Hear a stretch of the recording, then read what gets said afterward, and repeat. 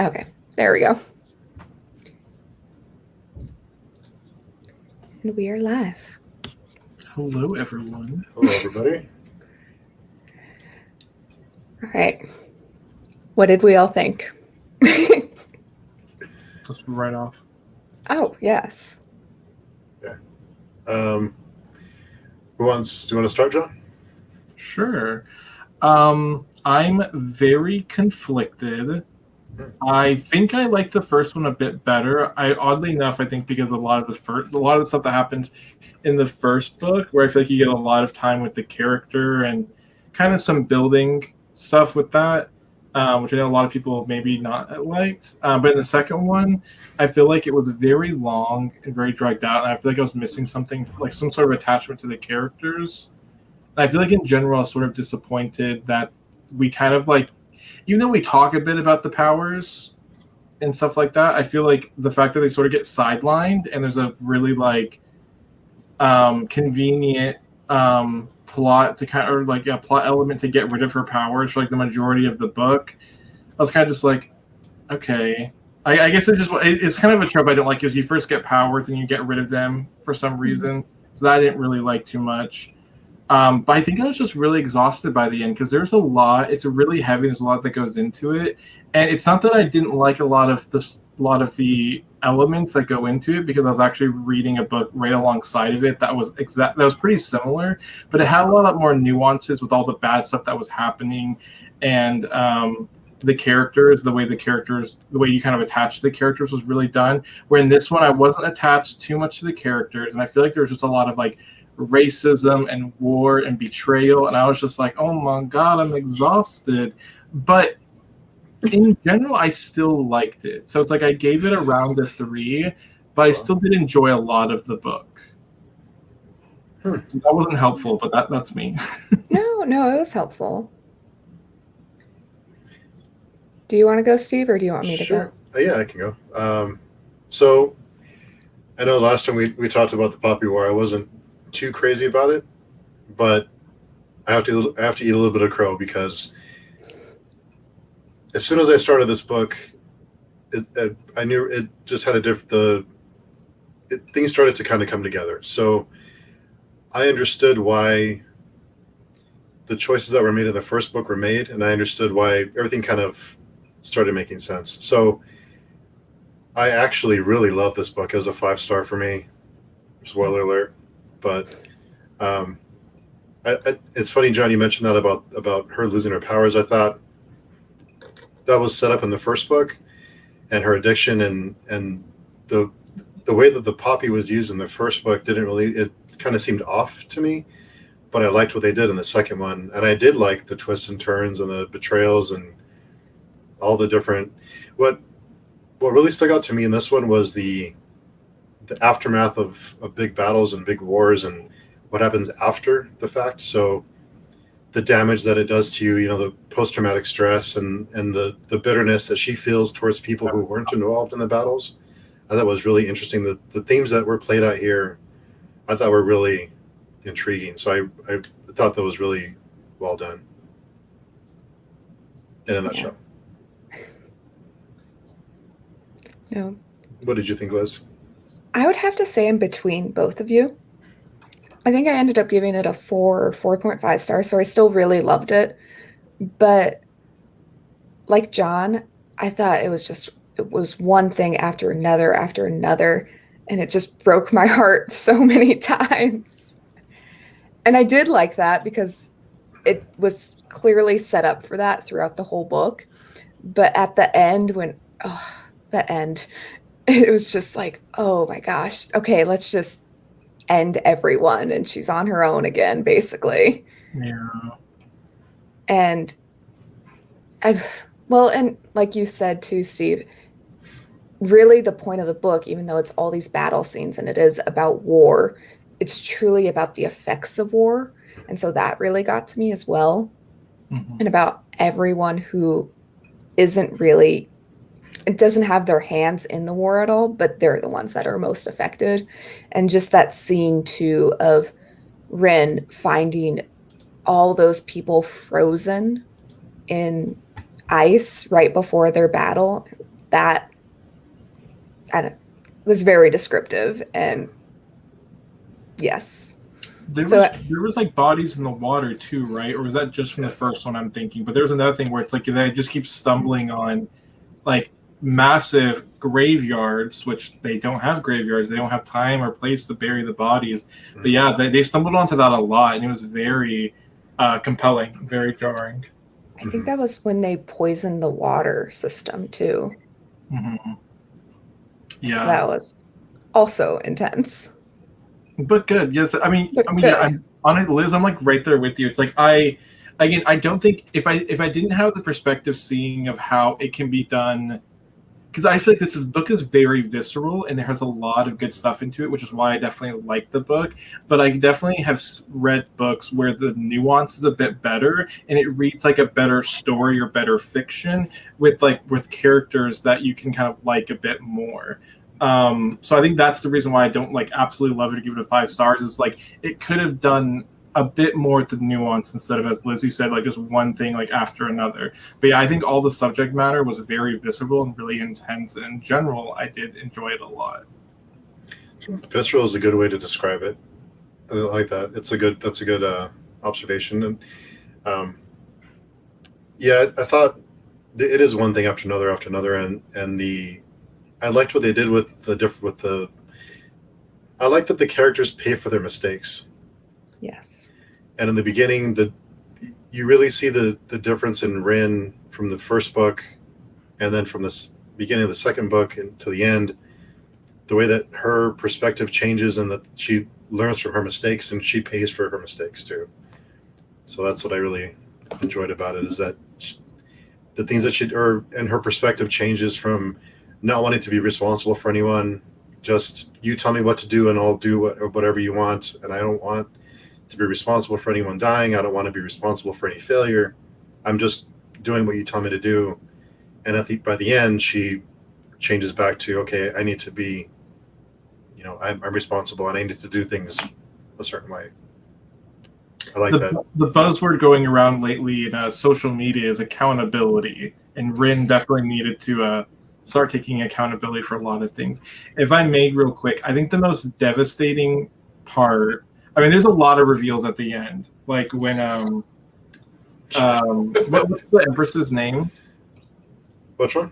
Which the one? Empress. Saranai. I'm bad with names. Let me look. Yeah, I read it a couple weeks ago, so I don't remember. But Empress Snake Lady. Let's just call her that. Empress Snake Lady. I don't know where I got Saranai from. I don't think that's it either. Iron Republic. Dang, let me see if I can find it. Sudaji. Shoot. It's Daji. That's the Empress. Oh, okay. Okay. Which I feel dumb for not knowing because that's like from Japanese folklore. Anyways, yeah. So that's at the end when Daji reveals so much. I think the thing that hit me the hardest was when she basically said that Mugen wasn't really the bad people, and I was just like, Rin killed that island. And like that was the most devastating reveal. It's just like, oh god. I was like, that'd be like so hard for me to like take. I actually really liked that plot twist too, because she was building. No, it was. I thought that whole scene was really intense too, and it paid off really well. All the buildup paid off so well in that scene, and then Rin just doesn't know what to do after that because she's still with the Republic at that point. It was good. That one was good. Yeah, there was a lot of times where I wouldn't know, and again, this is very similar to the other book I was reading at the same time. I wouldn't know personally where to go if I was in this situation. It's like after Daji dropped all that, it's just like, where do you have an outlet to express or react or do anything to this kind of information? Like, where do you go from there? It's just the lack of options is like horrible. Like, just yeah.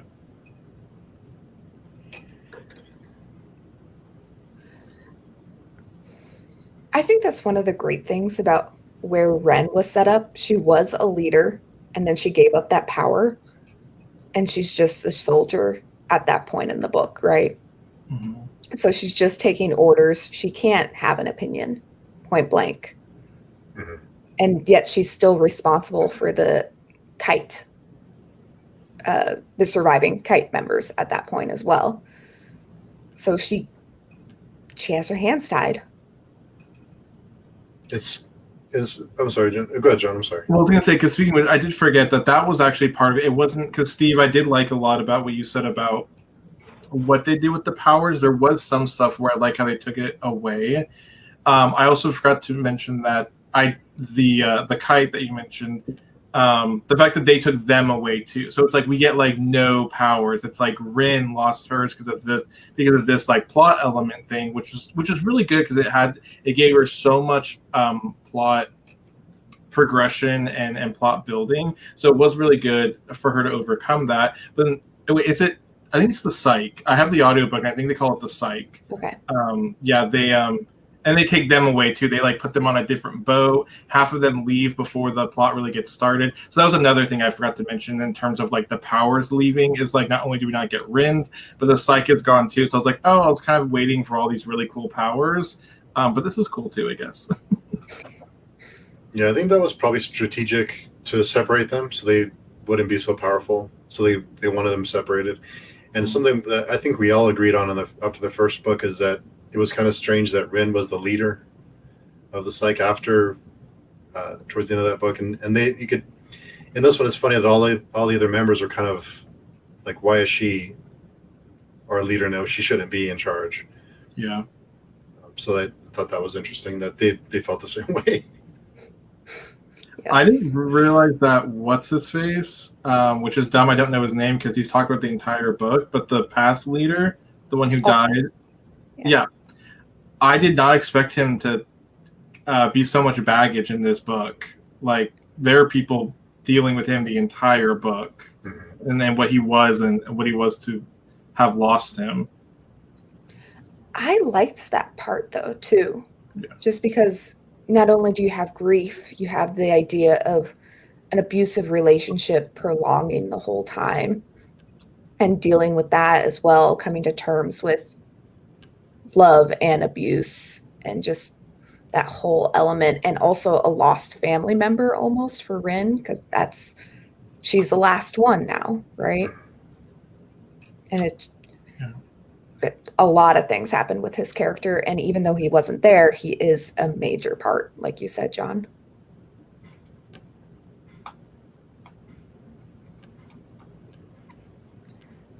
No, a lot of things happened. A lot of things happened. Yeah, it was full of stuff. I'm probably gonna butcher his name, but Naja. Sorry, I'm really bad at pronunciation. One, I did the audiobook, and two, I'm fairly familiar with like Japanese lore and Chinese lore, and Naja is a pretty big figure actually in Chinese lore. Oh, really? Oh, he's who cares?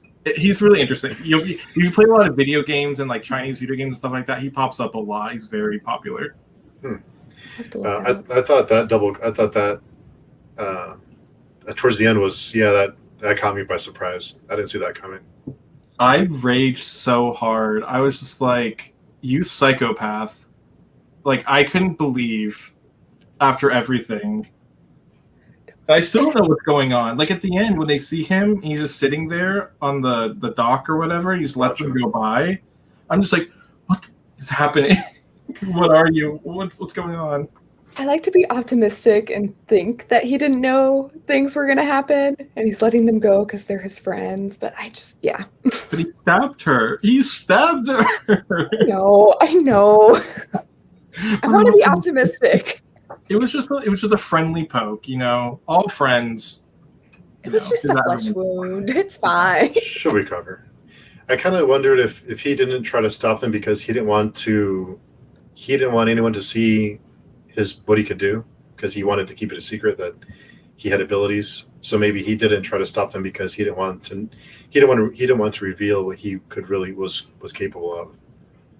Is what I was wondering, is maybe he just didn't wanted to keep it secret because they were trying to went to great lengths to keep that quiet. Because of the bad white people, which, I mean, I'm sure if I looked more into history, I'm sure that's very accurate. Europeans, the white people are bad a lot of the time. But yeah, when I kind of figured that out, I was just like, oh my God, is it really like the white people or the bad people kind of thing? I mean, it makes sense. And probably realistically in history, it could be a big thing about it. But yeah, I thought that's that part, because religion is so bad in history, because I love the one part where they talk about it in the book where they say, like, religion isn't necessarily bad unless you believe in a hell, because then people are usually prosecute people they think are going to go to hell, and that's when things start getting negative and bad, is because they think like, oh, you're going to go to hell if you don't believe in what I say, so I need to change you, or I need to force this to happen. And I feel like that was a huge part of what was going on with what are they even called in this book? I don't remember. Hesperians. That's what I want to say, but I think that's wrong. So yeah, like when they came in, you kind of figure out they're the bigger people, and obviously like they're going to, they have to hide Najah's powers because of these religious fanatics and these people. So yeah, that was really intense. And I still wonder if I kind of threw us off in middle talking about Najah and religion, but like I don't know if Najah is like completely being controlled by the dragon, or he's so broken because of his pain and trauma throughout his like whole life and early story. It felt so weird that he was such an obvious a-hole in the first book, but then it seemed like he changed, but he didn't. So I'm just like, did he really plan on being different, or is this some kind of like mental disconnect? Like, so there's almost like there's a dragon part of him that's making him do like a lot like the horrible things. I just couldn't understand why we snapped back to him being good and then snapped to him being like obviously violent and cruel. That's a good point. That was a good point. I'm hoping we'll find out more in the third book, because clearly it's the last book. But I'm guessing a lot of it had to do with being in war together, because Rin and Najah fought that one battle together. And he, at least to Rin, almost died. Najah knew he wasn't going to die. And then after they fought, they had that camaraderie. Mm-hmm. But maybe I just oversimplified it. And I like the idea of the dragon almost having a say. Yeah, he's a bad guy. I mean, so is apparently the Phoenix, but I almost kind of got the impression that the Phoenix... Cause I thought that was interesting, because in normal lore, or in the grand scheme of things, usually the Phoenix is not the bad guy, and the dragons are used so much you honestly can't tell. Like, there's not one way or the other. You never know what you're going to get when you go into a dragon story. So yeah, I thought that was interesting that the dragon is a pedophile too. Like, there was some weird stuff that Najah said happened to him in that cave, so that was weird. Mm-hmm. So yeah, I think in general it's just saying these gods are very bad, selfish entities. They're gods. They live forever. Why should they care? Yeah. Yeah. We're just in the way. Yeah. I mean, what pantheon, Greek or Roman or whatever, whoever says there's good gods? It's true. And I did like what they did with Phelan. Is that how you pronounce his name? The wind god, or the... Oh, yes. Yeah. No, I agree. Oh, that was awesome. Like his fight scenes, or like they did with his character? Both. I just thought that was really, really neat. That, again, they paid for their mistakes. And towards the, at the end of the first book, you start wondering, is this the right decision? And now it was not the right decision, because they were in a place where they were desperately wanting, to do something, and they had to make these decisions that spur the moment, and it really comes back to bite them. At the same time. You go ahead. But then on the other hand, you had those nomadic tribes come in and say, hey, there is a way to not control the gods, but access their powers in a safe manner. So it's just the way that, I guess, I don't even know what the rest of China, is doing it. Yeah, I was saving them because that was a lot to process when they came in. But I was going to say real quick with Phelan, if we backtrack real quick, is do we know how Daji was even controlling him? Because they kept saying how he was scared of her, and the only thing I could think of is I guess maybe her poison. Maybe she was causing him to have certain fears or reliving. I can't remember if that was confirmed of how we knew why Phelan was like so scared of the Empress. I think she was her powers were growing because of, and she had the control. I think it was like a mental thing, right? Where she had control over anyone, really. Mm-hmm. And I believe it was specifically their access to the heavens. Yeah. With that poison. And I know it kind of, at least in Rin's perspective, it seemed like it was giving her weird fears or desires, or I'm not too sure. So I'm wondering if that was part of it. Is like she was kind of feeding him either like really negative, bad experiences if he like didn't go along with what she was saying, and maybe she would reward him with like the good experiences if he like did what he was supposed to. Yeah, there was a lot. To her powers. Yeah, and we don't know everything. Yeah. Again, maybe in the third book. And I think Liz, you mentioned it with Alton. I think it's pronounced his name. She has I think it was like a survival guilt where she survived and she felt this guilt over why me? Why did I survive and he not survive? Mm-hmm. I think all those are really, really powerful themes that they played with in this one.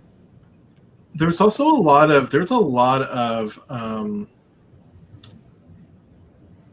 I can't think of the right word, but like sexual power over others. That was really prevalent. I mean, we saw it was very disgusting, but yeah, we saw that a lot. I mean, with like Neja and his dragon, Alton and I can't remember the other guy's name, but the twins. Mm-hmm. He seemed weirdly obsessed with Alton, almost like Alton kind of used his affection and his rank to kind of maybe do things with that guy. I couldn't really tell. It seemed a little sexual there.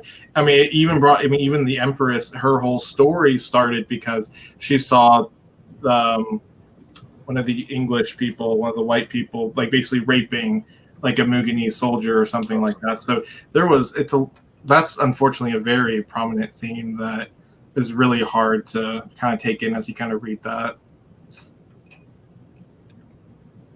Yeah. I mean, also brings back to I can't remember her name, but she was really cool. The archer, not the like archer, the one that they went to school with. Gwen, what was her name? I forget her name. It wasn't Young, was it? I don't think so. It was. I forget. It has a V in it or a G or I forget the name. The one with that. Let me see if I can find it. Okay. But while I'm looking for that, speaking of that, I did like that they didn't turn the Kit K and the Rin friendship into a romantic. I hope they don't go a romantic way with that. I think it was better that they didn't, because that's so, I hope they don't go that direction with it, because that would be disappointing.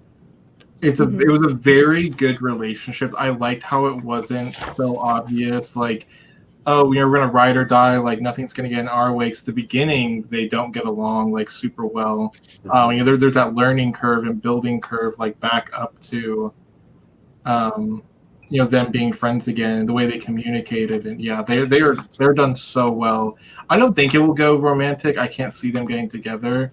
I hope they just stay as like a really great partnership. It's a really kind of healthy thing to see, that something doesn't have to go romantic. Yeah, I think it's Venka, right? Is that what we were talking about? Venka yes. Sounds right. Yeah, because we get to see her again and her fallout from being horribly sexually assaulted. Yeah.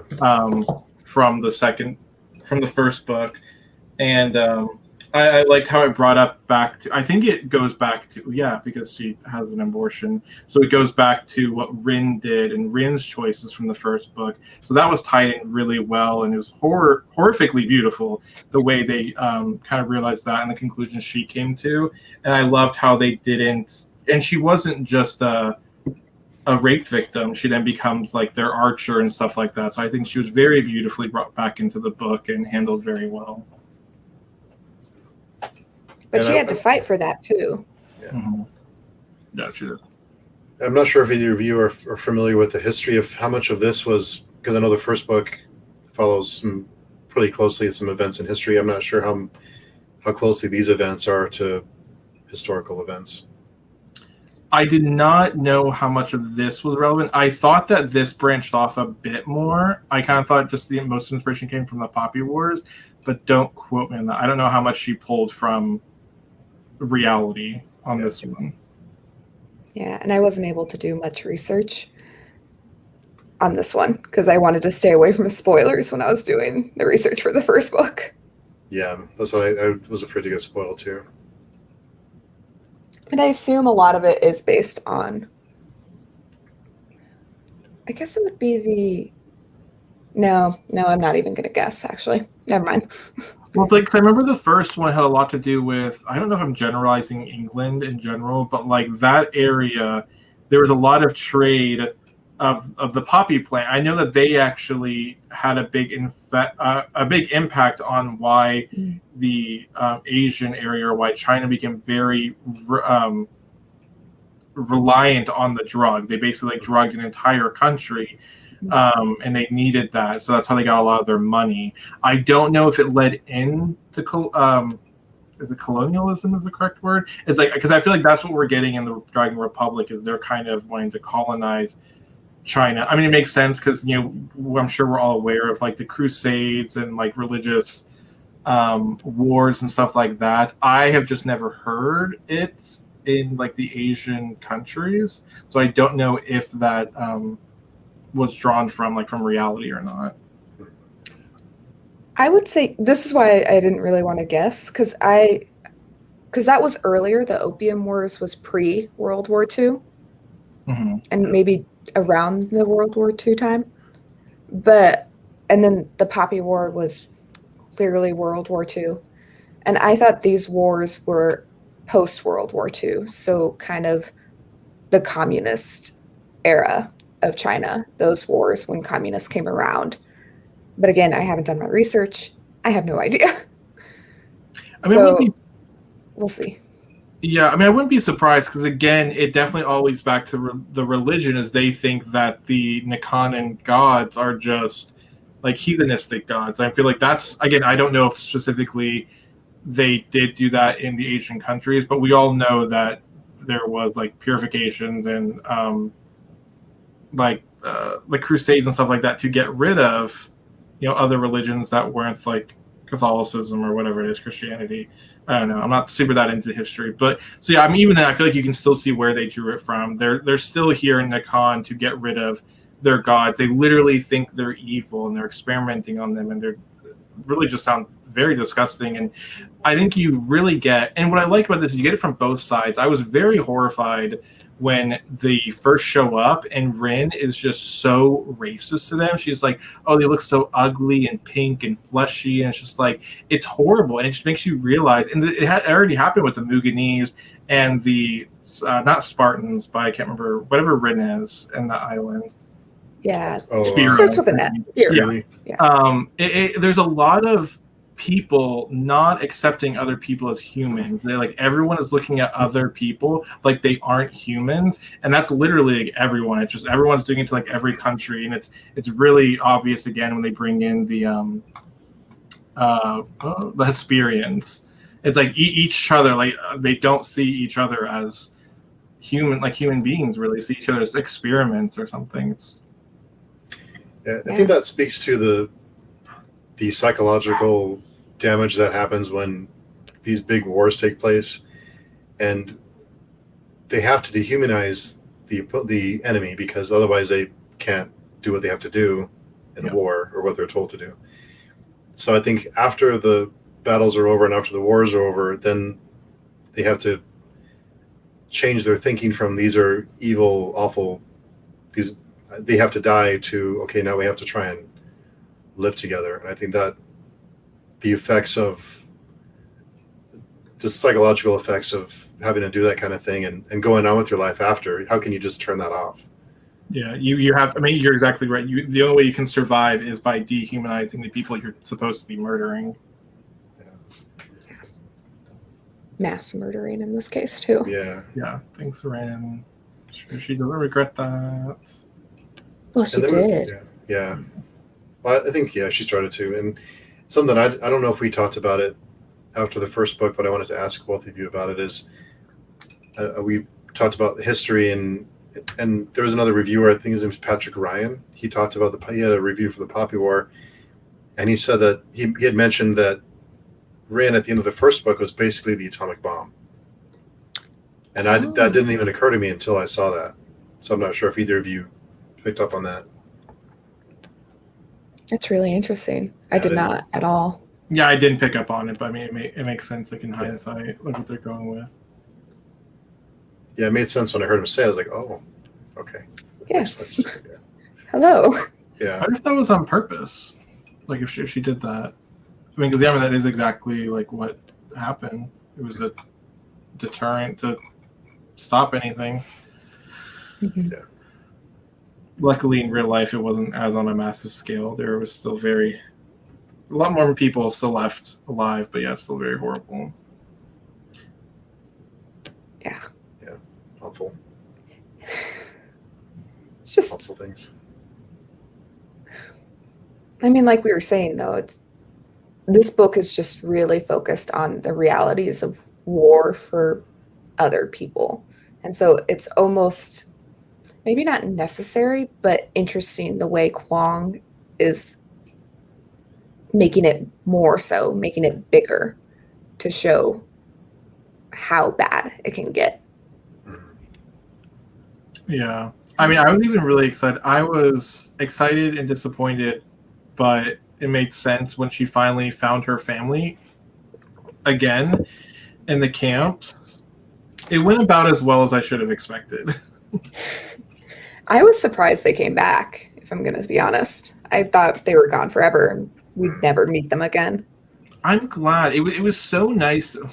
It's going to sound weird. It was so nice to see her hopeful, only to realize, oh yeah, no, this was a shit show. When she found them again, and I did like how there was some very realism to the father not surviving because he just chose to take himself out of the equation because it was so horrible. But it was nice.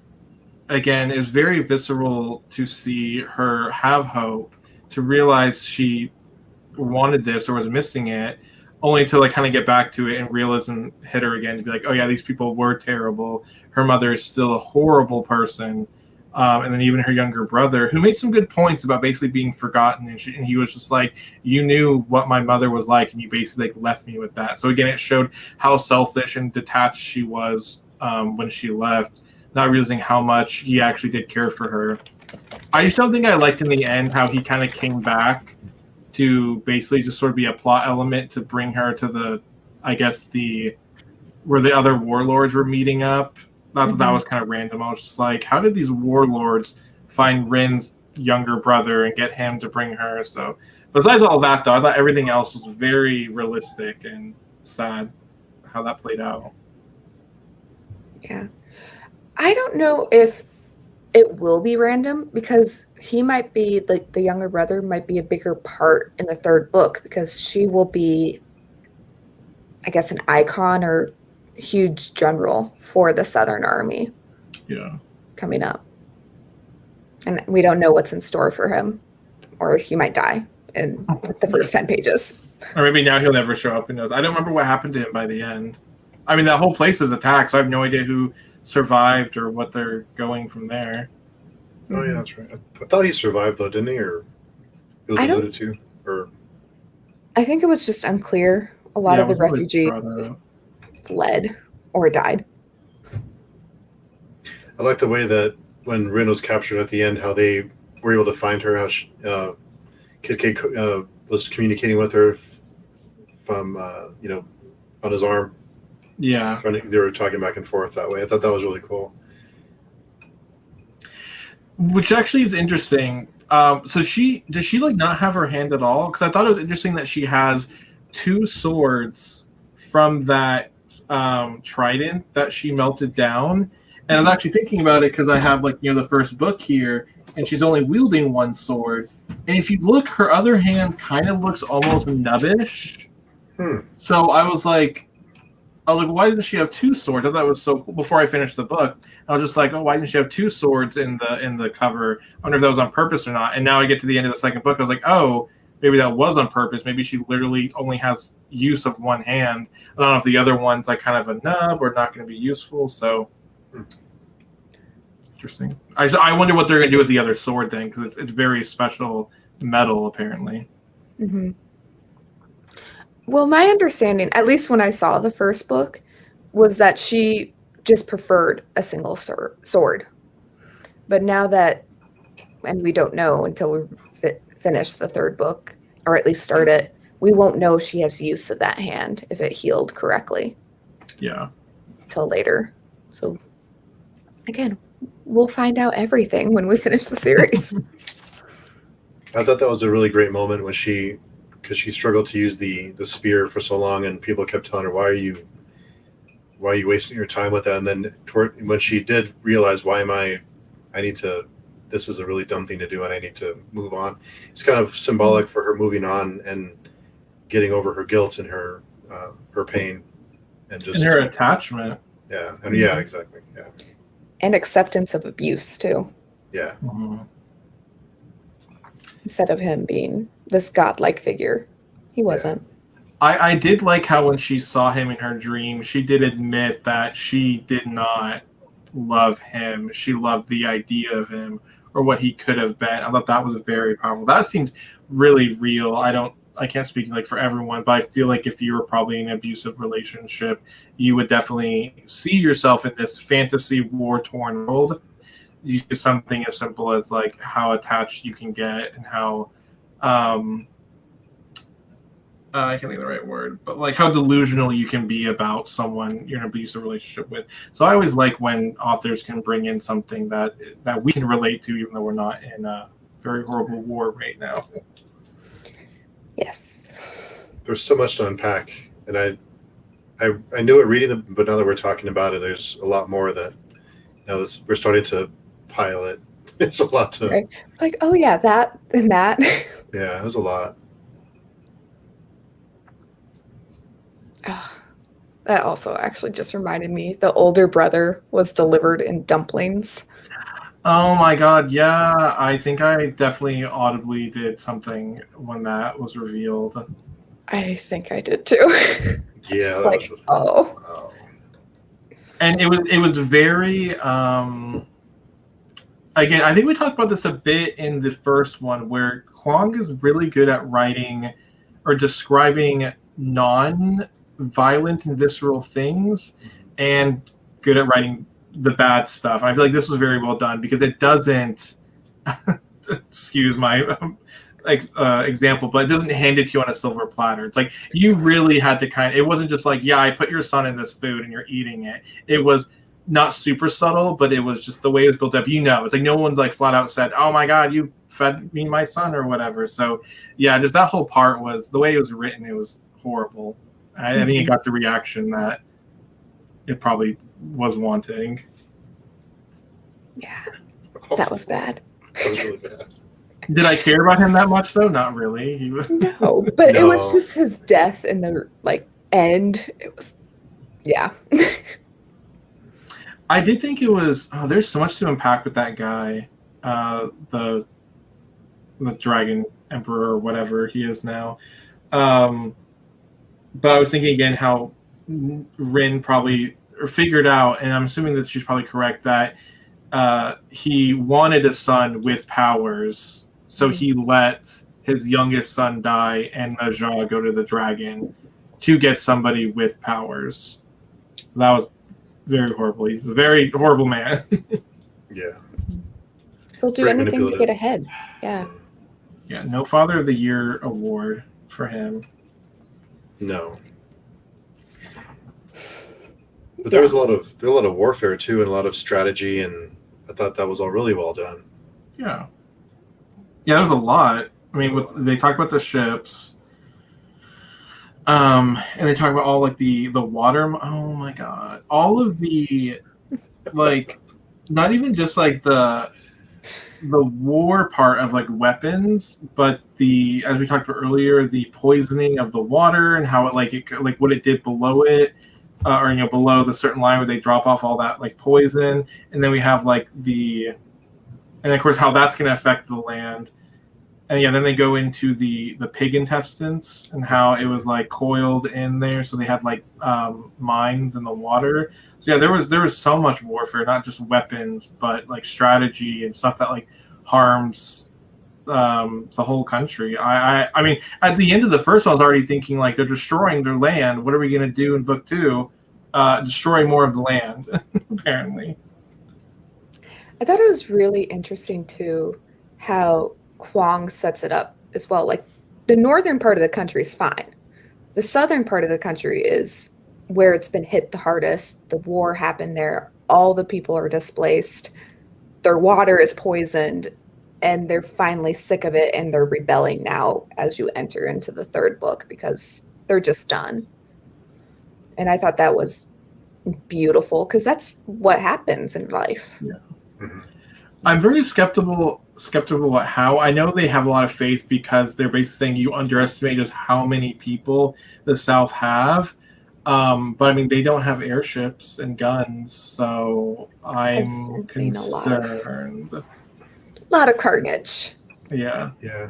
Well, I think Rin mentions that at the end, and I think they even say, well, we're outmatched, and she said we have numbers, and if they kill thousands, then I'll send another 1,000, and they can't kill us all. Kind of just, I'm going to send them to the slaughter until we overpower them or until the tide changes. So, but I think that's probably the kind of discussions that happen during these times, that they're terrible and awful, but I think that's just the way, it's. Yeah, I mean, what else are you going to do? I'm almost concerned, and this is my hypothesis too, is that they're going to teach people that don't need it to access the gods, and that's going to be part of the carnage. Interesting, but dangerous, since usually the problem is they can't control it, like Phelan. So they may just have a bunch of people. I mean, unless they do something really bad. I don't see the South doing this. I don't see them being irresponsible. But I can see being used as sort of like a weapon to have this and just drop them in the middle of the enemy's territory and have them go crazy over there. So it's a possibility. I can't imagine Rin would do that after everything she's like learned so far.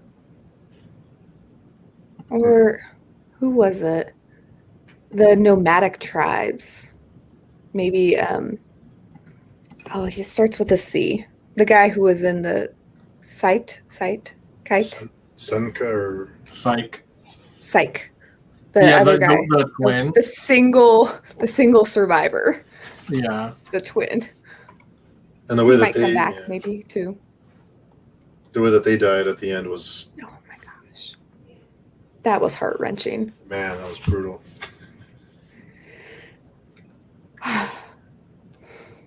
And a lot of information too at once.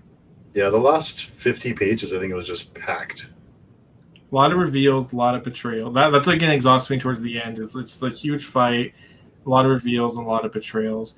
But yeah, I am curious how they're going to bring back in. I mean, not even that, because we still have to deal with the betrayal of those northerner people, which I don't know who they represent. They almost seem to maybe represent like Mongolia or something like that. Like they're more tribal or like earthly. I don't think earthly is the right word. They don't seem as civilized, not in a negative connotation, but they just seem more. Well, I mean, I think they're literally nomadic. So yeah, I wonder what they're going to do with them and how they're going to come back, since like their people were just kind of half murdered and their leadership is like up in the air. But then I wonder if like how they're going to bring in that whole. That's the thing I don't understand is how they use the gods and how they like don't aren't like taken over by them and stuff like that. That was, I feel like, a can of worms that was opened and like we're close to being closed by like, the end of this book. It was kind of just like, hey, we're gonna put this here in the middle and then do all this other stuff. So I wonder how that's gonna come into book 3. You're just gonna forget about it until it's important again. Yeah. Yeah. That's a lot of this book, I think. Because that's what happened to one of the characters from the school that they went to. Because that's who poisoned the water. Yeah. Yeah. And then she just died. Yeah.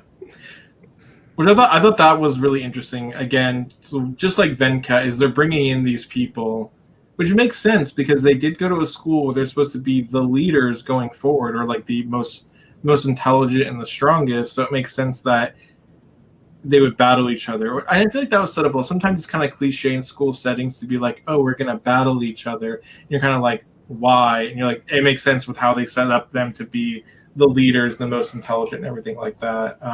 So seeing them come back in, have to fight each other is, I think, was written well utilized.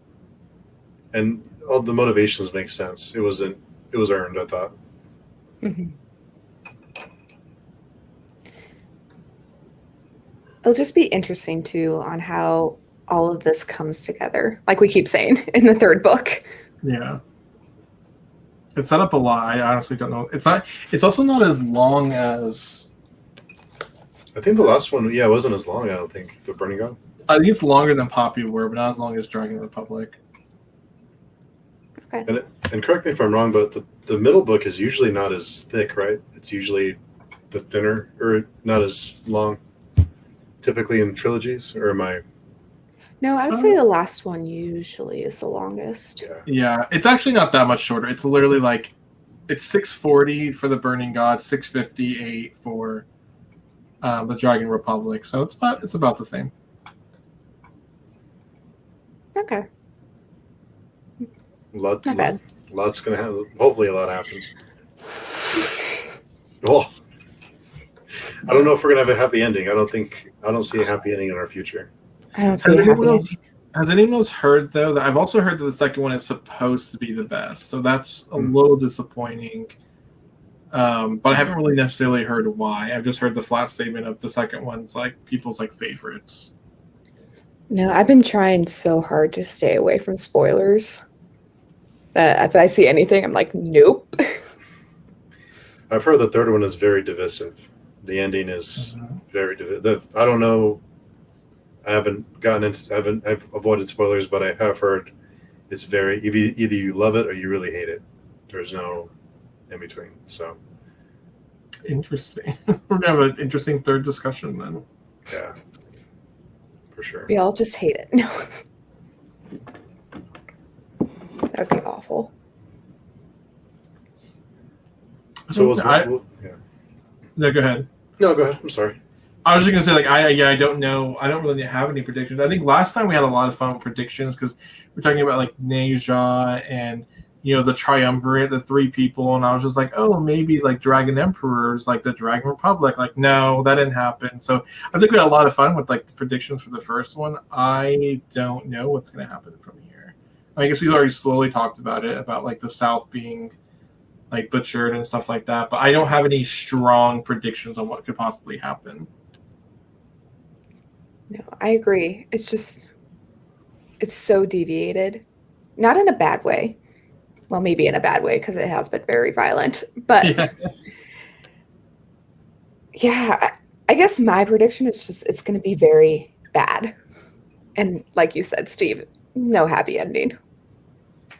I see Ren, I don't want to say being unhinged, but I see her just doing whatever it takes to win. And I see her setting up a world that setting up the society of the world that she wants, but I don't see her being a part of it. I don't think she'll survive or she'll be wanted when the dust settles because of the things she'll have to do. Yeah. Well, and that's also the thing is I don't even know what she really wants. Like she just seems to want to win and stop being betrayed, don't we all? But I don't know really what her goal for like the world would be. I don't know where she wants to see herself. I think she's, I think the goal right now is just to win and stop like being murdered. So I would be interested to see what they're thinking of. I think that's why Katai is so interesting, is because he does think a bit broader and like the what comes next thing. That's why he's just like, hey, let's not just poison everyone or kill all these people and stuff like that. So maybe Katai, maybe that's where a lot of their discussions will come in, is how they're going to go forward. I also don't know if they're going to go more magical or less magical. That's Get the impression they're going to go more magical. Because this book was very not. And they set up the first book to have this wonderful magic system and this wonderful world. So there has to be some follow-up to it. There's a lot of talk about it with the religious poking and prodding and her like losing her powers. It was in the book a lot, but it was not, the magic was not presented a lot. So I wonder like how they're going to do that going forward. Also, I don't know, kind of backtracking a little bit, I don't know if Rin sees herself outside of war. So even if she wins, I don't know if she'd be able to settle down. It's her identity now. It's who she is. So that, I agree with you, John. That's really interesting about Kate, because he does see himself outside of this hell that they've created. I also think that we may be going more into his family, because I know he said that his father died after what happened in the first book, so Katai learns that, but he also commented about how his brothers and stuff like that are where the Empress was and things along that nature. So I wonder, and that's the thing, I don't know how much of this is going to be. I am losing all of these names, like where Rin is from, that country. I don't know how much of it's going to be that country and then the English country. Like, I don't know how much, who are we really fighting? Is it a mixture?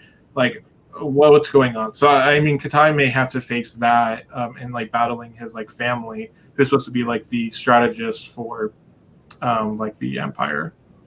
It'll be interesting. So what were some of your favorite moments from this one? If you had to pick one. Before the betrayal, I really did like their drinks at the end and them just getting together as kind of a foursome. Venka, Rin, Kate, and Nisha. Thank you. I thought that was a really sweet scene, and then it was ruined. Completely ruined. Since at that same time, the other people we kind of liked, the psych, the bomb guy and whatnot, like they were supposed to be escaping, only to figure out at the same time that they were being captured and then murdered. I should have just known going into it. It was like everything was going to come together for Rin. She has this great last night with her friends, and then she'll be able to escape. No. Why should I think that?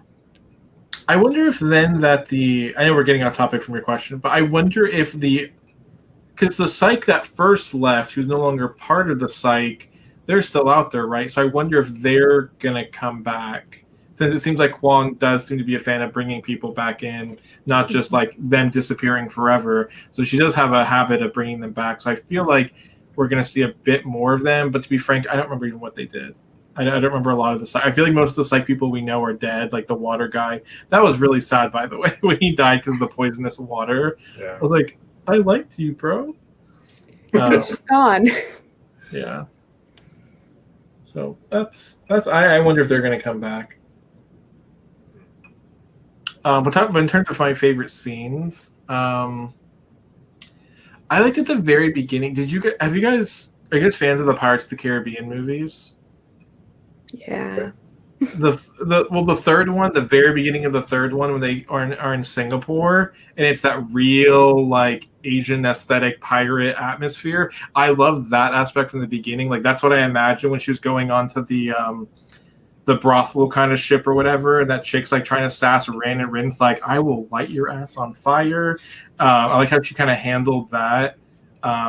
I kind of enjoyed a lot of like that aspect, that very beginning. It quickly disappears because of everything that happens to that. But that was definitely one of my favorite scenes. I like the atmosphere it was setting up. It kind of gave me that cool like pirate vibe. Mm-hmm. You might get more of that in the next book. You Yeah, never they know. did join them again, so I thought that was interesting. Yeah. Mm-hmm. How about you, see? What are some of your favorite Yeah. scenes? Yeesh. I like the Phelan battles. I thought that was really cool. Though, and reading it, it didn't seem like time passed at all. It just it was really immersive and it was really well done. Scary. I felt there. I felt like how concerned I'd be if like when he showed up, I was just like, that's a scary person. How are you fighting him? So I think that worked very well to get a reaction out of me where I was concerned for our characters. Yeah, and rightfully so. Yeah. He didn't play around. No, I loved their solution to fighting him too. I mean, let's just give her wings. It's Yeah. fine. Yeah. I liked how it wasn't perfect either. Like how he was like, "Oh, I didn't have time to do this thing," so the bar ended up impaling her or something like that. It's like I liked how it wasn't a perfect solution. There was like troubles with it. Oh yeah. Yeah, it was almost like a leap of faith too when she tried it because they weren't sure if it was going to work or not. Literally a leap of faith. Yeah, literally. And the cover makes so much more sense now. Yeah. I definitely thought it was just because of the Phoenix. The Phoenix, yeah. And then once you read it, you understand. Yeah. It's cool though. See, what else did I like? Go for it. I wanted to say I like some of the like water is a really fun element for me. I think it's really cool, and so I liked that Neja had water powers. I guess so. What's kind of cool when it showed up, like when he first reveals, he's like creating like a big wall of water around their ship. Just like any moment where like Neja kind of uses his powers, I liked because it was not as expected, and it kind of was more. And when it happened, it just seems to be like really important moments. Because unlike Rin, where she's just like throwing fire anywhere when she usually like has her powers, just the way that the water was used was more selective, and I thought a lot of those parts were done really well. Mm-hmm. Now, what are you saying? It's kind of along with yours too, John, because I liked as awful as it was in the reality, I liked the unconventional warfare instead of like two armies just clashing. I liked that they used poison, I guess. Let's just poison the water, and they had to figure out what was happening there. Or let's use a Triton. That doesn't work for you. Yet let's use ship warfare. That was really interesting because it was different than a lot of the books I end up reading. Yeah, it was scary. I mean, there was a lot of fights where like I wouldn't be the main character. I'd be the dead person like in the snow or something. So it's like it was a really hard book to read, and I think a lot of time when I read books, I like to imagine my own characters in there. You're usually being like a secondary protagonist or something. I'm just like kind of creative like that. And this one, I just couldn't do it. Like I was completely invested in the story, and because I couldn't imagine. I was not smart enough to figure out a strategy or a plan around anything that was going on. So it was a very interesting read. I mean, very very drawn in, very calculating. That was rough. Yeah. Steve, any other favorite scenes? Gosh, there's a lot of them. I did like the dumplings. I didn't like it, but I thought the way that it was done was, and the messenger walked in and he knew he was going to walk out, but he was just there to deliver a message. That was so well done. The way they were just like, the way he was talking about his face and the fact that he was probably diseased and stuff like that. And he was just like, it made me think of something in particular. I know there was definitely a movie or something like that where or I've seen that before, but yeah, the whole like messenger who knows he's going to die thing because he's like on his last leg or whatever. It was really good. It was a really good element to put in. It wasn't just like a typical like, hello, I'm here to deliver your dumplings. Yeah, just that whole scene, I already talked about, the whole scene was set up so well by Kwong. Everything about it, between like how you reveal the food is there. Like, yeah, I thought you were going to like pull out a bucket. It was going to be like just his head. Yeah. No. But it was dumplings. It was so much worse. Like, yeah, very well done. Oof. I just love the themes in this book is really, really powerful. And I think you both have talked about the abusive relationships, and they didn't really catch that at first, but it makes a lot of sense now that I hear that perspective, because it was an abusive relationship and her getting over it and overcoming and moving past. But even though she's moving past it, the damage has been done, and she's very damaged. Yeah. She's very angry. She's very and like I think both of you had mentioned earlier too, is what does she want? What is her end goal? Is she just, what is her, is she just a weapon to be used, or is she a person that can think on her own anymore? Because she just is a weapon. She's a soldier. It's her identity now. That's all she knows. I was going to use the exact word. That's literally all she knows. Like ever since the very beginning, that's all we've seen is her just studying and going to this school and just learning war. Mm-hmm. Yeah. So it'll be another book about war, and we'll see how it ends. Yeah, the Poppy War was not the only war. I kind of wonder if the third one will be a little bit less battle heavy, because I don't know if that would be a little too much. If the third one is more battles and more strategy, so I'm curious to see how that's done. Since it's so divisive, I would think so. I think it probably is gonna. It definitely has to switch, because I don't think people would. If so many people like the second one, they probably wouldn't have much of a problem with the third one if she didn't probably switch it up.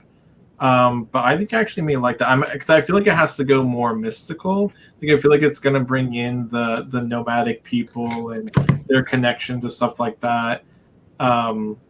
I wonder if it's going to bring back the triumvirate. I almost feel like we kind of got closure on that. It's like, I know the Empress escaped, but she seemed pretty defeated.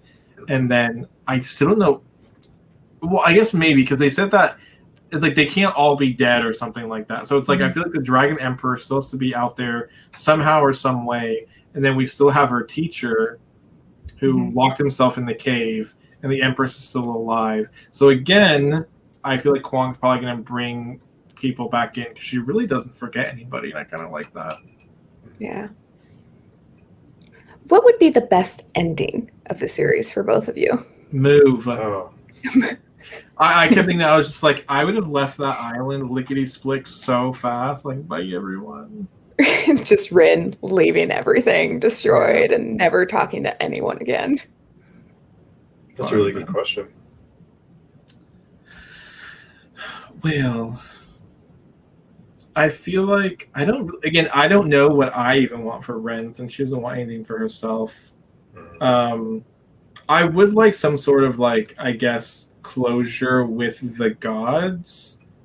Because I had no idea what they're going with how the nomadic people are so much better at it, and why the triumvirate took it the way they did, which also I thought was really good, because they kind of loops back in why they did what they had to do, because they needed to. I feel like there's a lot of, I feel like people, there's a lot of reasons behind there's a lot of reasons behind why people do what they do. So I wonder, I guess I would like some closure on that. I don't have an answer for you. I feel like that wasn't even an answer, Liz. I don't know what I want. That is a really tough question. That's a really good question. Because we're predicting violence. We're predicting not a good ending, not a happy ending. Yeah. At least no way it's like a completely happy ending. I mean, I guess the happiest I can expect is Katai makes it, and he becomes... Okay, let's just say this one thing, because when we talked about the atomic bomb, I feel like we have overcome that. I mean, maybe not everything is perfect in the world, but Japan is still alive and thriving.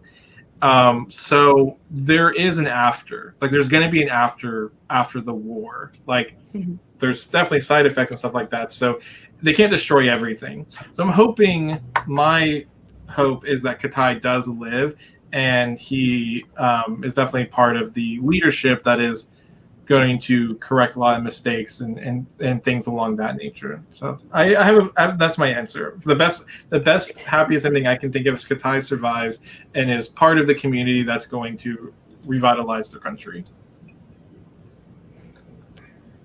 I actually really like that. Thank you for answering it for me. I don't see any of them surviving. Oh, this is supposed to be positive answers. I don't think they would have a place in the world without conflict. You just reminded me that if one of them dies, the other one dies. So thank you, Steve.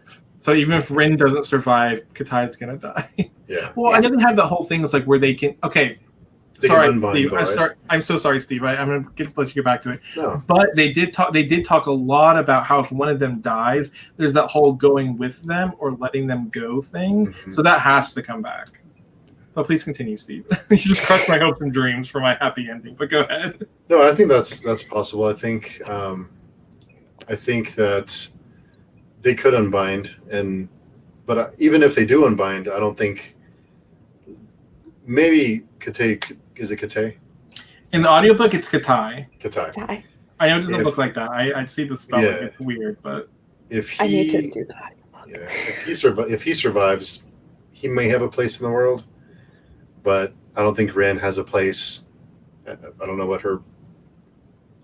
what she would do with herself. That's all. She's so absorbed by it. She's gonna have a pig farm on top of a mountain. And buck pigs up and down it. Yeah, she's gonna live as a nomad on top of a mountain with a pig farm, and she will visit Katai on her flaming wings like once a year to celebrate the end of the war. Way too happy. No, I'm going for it. You guys can't stop me now. Good luck. Yeah. No. I can see 3 things happening to Rin, I think. One, she's locked up into that god place. We haven't visited it since the first book. I forget what they called it. The prison. Thank you. I know it has like a specific name. I think it's called the Rock Prison, and it has like a fancy title. Probably does. Stacy's funny. Yeah. I don't want to spoil anything for her. I can see Rin dying point blank. And probably taking Katai with her. No, don't take it. And then 3, I could see Rin probably just living as a nomad with the nomad tribes somehow. Maybe. And I think that's the happiest ending I could see for Rin, is living with the nomads. Depending on what their background is, not knowing enough about them. Yeah, I think her living having a lonely, isolated existence is the best she can hope for at this point. Yeah, I read the description of book 3. It wasn't really that helpful. It pretty much said everything we already thought. Like basically, it's Rin and trying to use the overabundance of Southern people who just want revenge to try to defeat the Dragon Republic, the colonizing Hesperians, and then there may be a little bit. And basically, I think Rin's going to try to stop them from abusing the shamanic power, the shaman powers. So yeah, that gave me no insights about what may happen. That means it was a good description. Probably. Oh, I just the part that yeah. Don't you, Stacy, stop watching. Yeah, just log stop off. watching. I don't want to spoil you. Lots of cool things ahead of you. No. Is she watching, or she just have us on mute? I hope she has us on mute. Why does someone said they had us on mute earlier? Yeah. Fine.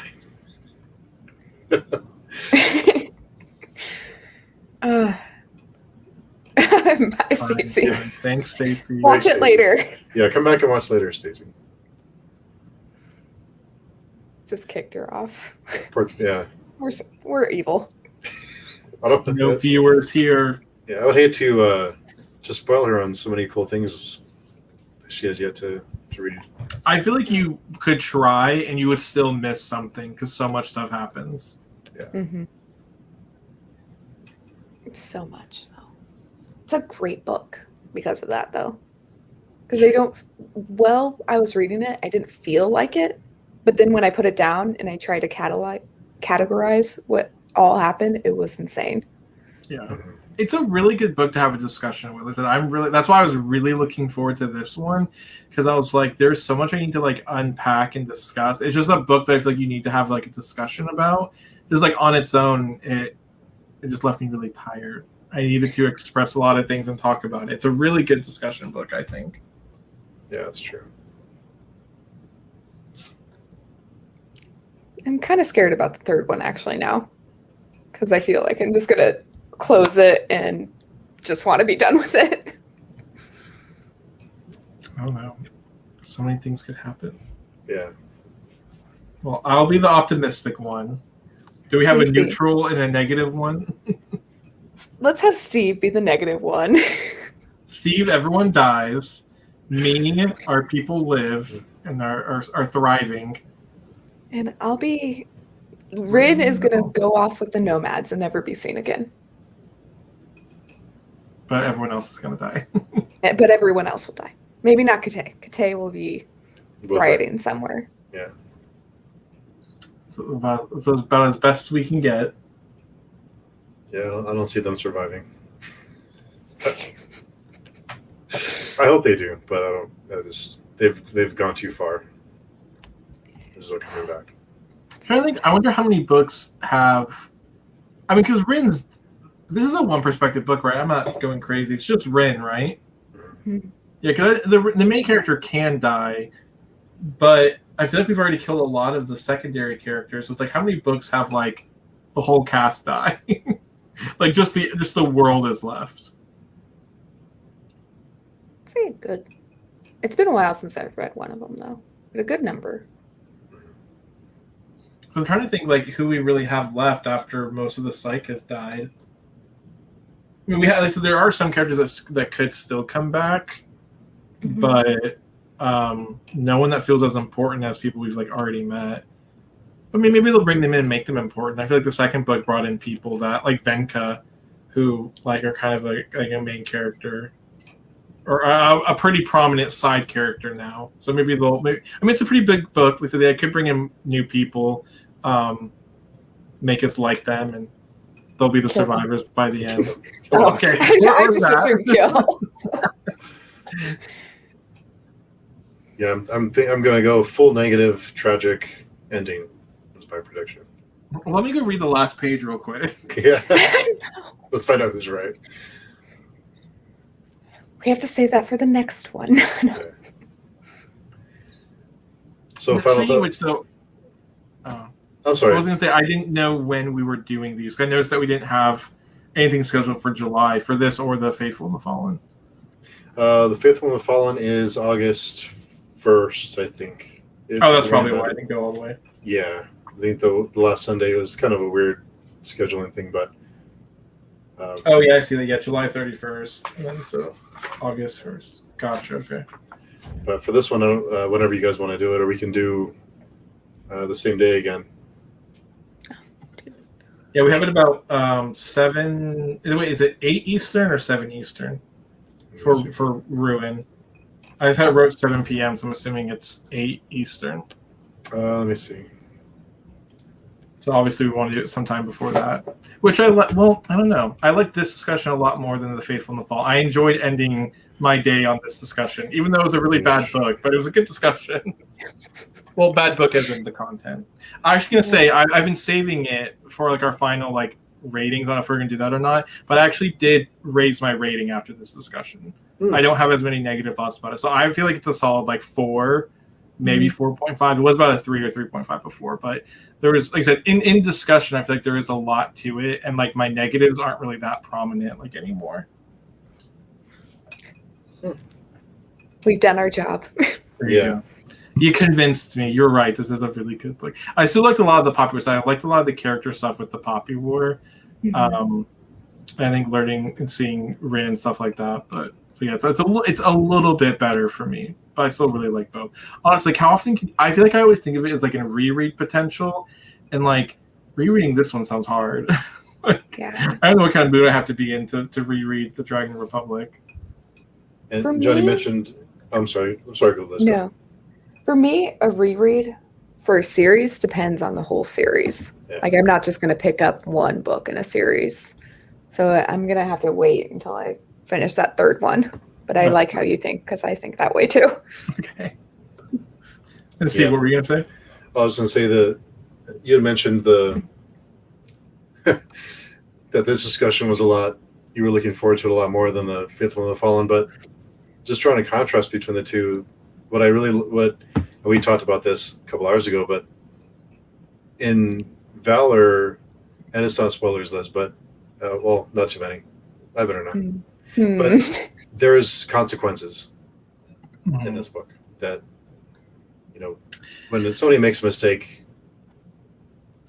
Like I said, there's just a lot to talk about. Like in Faithful and the Fallen, I shouldn't have much to say. Like even if obviously we're not talking about like sunshines and rainbows here, but like whether it's like the negative, the positive, or the nitty gritty, there's just a lot more to talk about than I feel like we had. But like this is such a good book to have a discussion with, and I didn't feel like the Faithful and the Fallen was as good of a book to like have a discussion with. But I was so much looking forward to this one.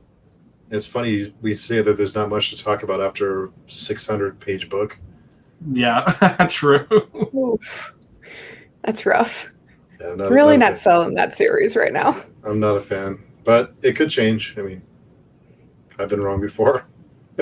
I said it's not as there's just not as much to it. It's like an okay series. Like I'm having an okay time. Okay. It's just after talking about all of the really great things that Kwong writes in here, all of the things that we can talk about and like learn from and see inspiration from, and the way she brings in like elements that we can relate to, even though we are not in a war-torn world. It's just really well done. And in The Faithful and the Fallen, it's just a pure fantasy novel. There's not a lot of like stuff you can like glean from it, I think. Okay. So, yeah, I mean, it's not as heavy. Maybe you would like it. It's not as heavy. Maybe when I really need something light, then. Yeah. But right now, I'm good. It seems like a very casual read. We talked about it a bit. We were kind of like, we feel like it's big in heavy like Game of Thrones or Stormlight Archives or stuff like that. So if you want something a little bit lighter than that, but still has a big fantasy world, then maybe check it out. Maybe later. Not right now. Yeah. So, excuse me, August 1st, the Ruin discussion is at 1 o'clock, John, your time, and 11 o'clock, Liz, your time. So if you want to do the same time that we did today on it's August 1 1st. o'clock? I guess my 7 is a 1. Here we go. So we said we want to do 4. It would be, what time are you saying? Today was, my mind. It was 5 Eastern today. So it'd be 4 your time, John, and Liz, what is it, 2 your time? Yeah, if it's the same time, it'd be 2. Yeah. I don't know if that would work for both of you. Yeah. I In fact, think so. that'd be great. My summer Okay. school's over August 1st. Awesome. Oh, nice. You can celebrate with a happy ending. Neutral ending. Negative for Steve. Yeah, I think it'll be. Yeah. I hope it works out, but I don't know.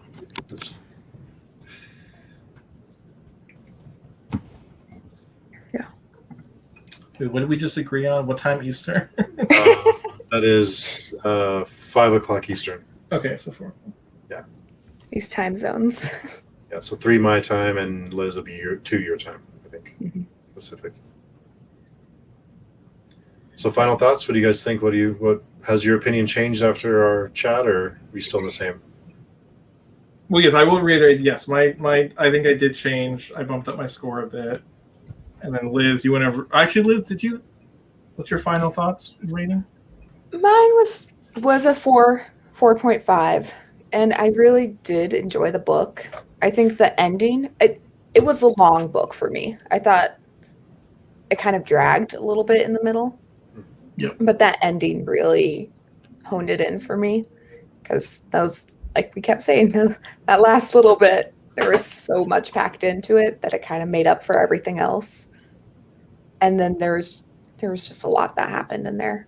So I guess my opinion didn't really change, but it was great discussing it, and I loved being able to discuss it. So thanks, guys. 100% agree. Yeah, middle part dragged a bit. 100% agree. Yeah. But it's worth it to keep going. Yeah. Yeah. I'm a 5-star. I loved it. I thought it was really great, the themes that were explored here, and just the aftermath of these wars, and when the dust settles, these politicians come in and they try and vie for power, and just because in history we talk a lot about war and what happens during the war, but we don't talk a lot about what happens after. And I think a lot of that goes, and a lot of the damage happens after, because a lot of the, everyone comes out and they're trying to get their little piece and to get their power. And so I think there's a lot that was explored here, and a lot more after we had this chat. But yeah, I thought it was very, very well done. I loved the writing. I loved the story. It did drag a bit in the middle, but the battle scenes were very, very well done. I thought they were very cool. So yeah, I think the ending especially was, if it was a movie, it'd be a perfect roll credits, play the music kind of ending.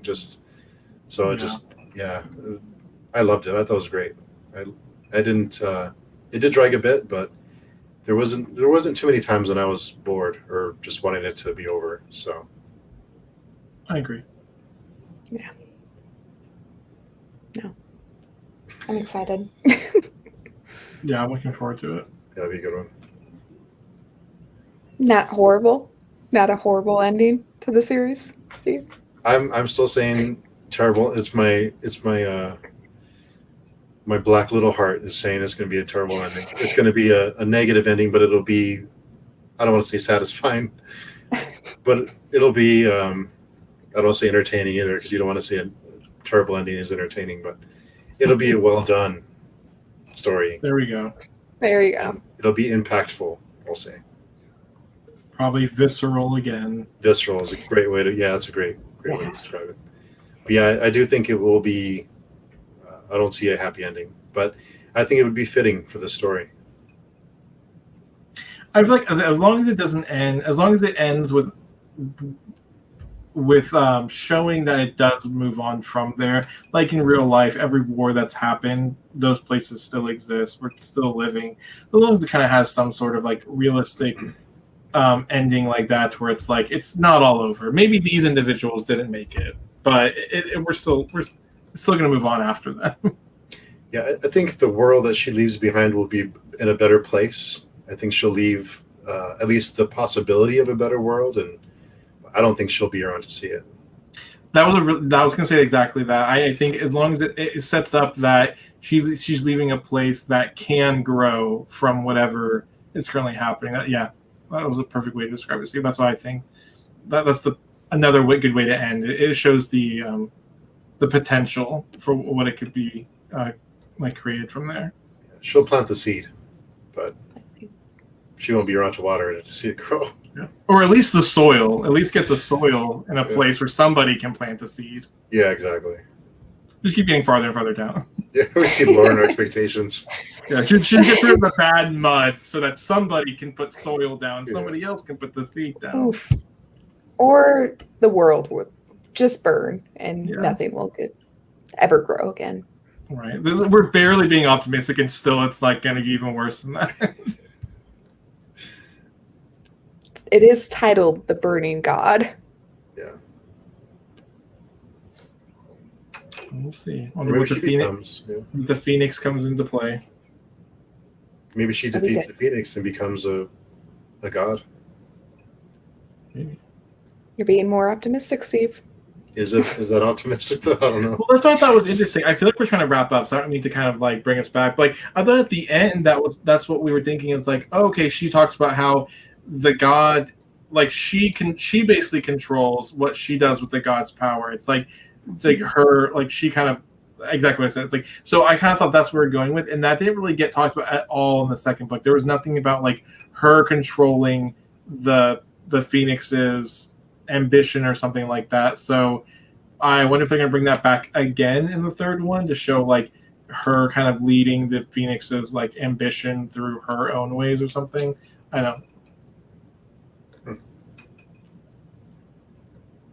A lot of questions. Yeah. Sounds like another good discussion.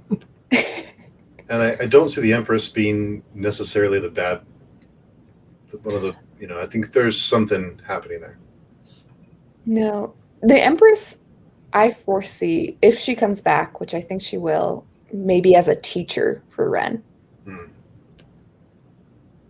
I don't know if Rin would accept that. I mean, because Daji did still do a lot of terrible things, even if it was for reasons of her country. So I think that might be kind of odd. That'd be a little too much, I think, for her to get over that and accept it. We'll see. I don't see her being that forgiving. You have a point. I mean, she does have the vengeful god in her, so. Yeah. It'll be interesting. Looking forward to it. Yeah. All right. Anything else? Last minute thoughts? I'm excited to continue. Thank you for Liz. Thank you for hosting, and John. Thanks for coming. Thanks for reading with us. It's been a great time. So I'm looking forward to it. Yeah, thank you guys for bringing such great opinions and discussion here. I'm really excited. You guys have a wonderful day, too. You too. Have a good one. I hope you have a great time with your family. Thank you. Bye, guys. Bye.